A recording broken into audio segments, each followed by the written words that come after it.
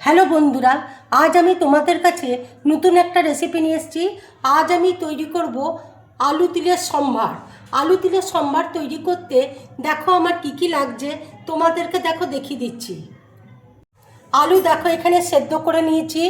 এখানে দেখো তিল আছে, কাঁচা লঙ্কা বাটা আছে, পাঁচফোড়ন আছে, চিনি আছে, শুকনো লঙ্কা আছে আর লেবুর রস রয়েছে। এবার দেখো গ্যাসের মধ্যে আমি কড়াই বসিয়েছি। এবার দেখো তিলটা দিয়ে দিচ্ছি। এটা আমি ড্রাই রোস্ট করে নেব।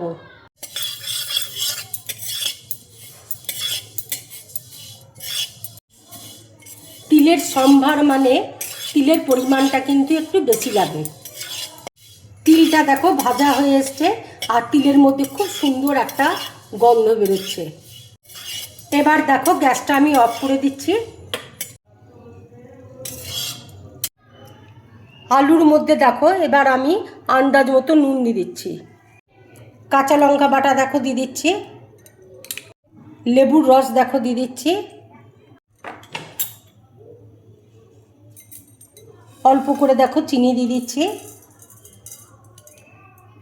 এবার দেখো তিলটা আমি মিক্সিতে বেটে নেব। এবারে দেখো তিলটা আমি দিয়ে দিচ্ছি। এবার দেখো একসাথে আমি মিক্সড করে নিচ্ছি।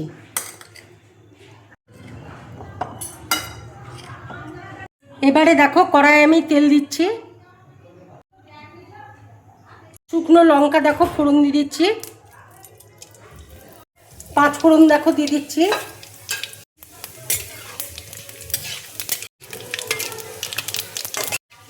ভাজাটা দেখো হয়ে গেছে। এবার আমি এই আলুর মধ্যে দিয়ে দিচ্ছি। এবারে দেখো আমি কিছুক্ষণের জন্য ঢাকা দিয়ে রেখে দেবো, যখন সার্ভ করব তখন তোমাদেরকে দেখাবো। আলু তিলের সম্ভারটা কেমন হয়েছে বল? দারুণ হয়েছে, দারুণ। বন্ধুরা, আমার এই রেসিপিটা যদি তোমাদের ভালো লাগে তাহলে লাইক করবে, শেয়ার করবে আর ড্রিম ব্লগ চ্যানেলটাকে সাবস্ক্রাইব করবে। তোমরা বেশি করে কমেন্টস করবে, তাহলে আমার খুব ভালো লাগবে। নমস্কার।